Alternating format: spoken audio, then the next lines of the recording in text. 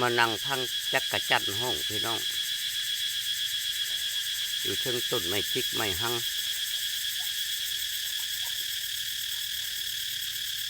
มาชมธรรมชาติยามแรงๆพี่น้อง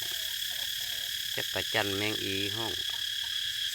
เป็นตนาภูมิใจพี่น้องธรรมชาติบ้านเฮาเขียวสดงดงามต้นไม้ต้นตอกพี่น้องแมงอีแมงว่างจักระจันห้องแซวอยู่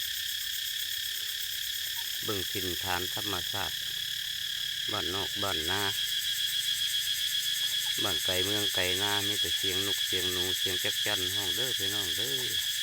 นี่แหละธรรมชาติแบบสวยๆถึงฤดูกาลเดือน5เดือน4เดือน5จักจันห้องโวยวายห้องมันจิ้วอยู่พี่น้อง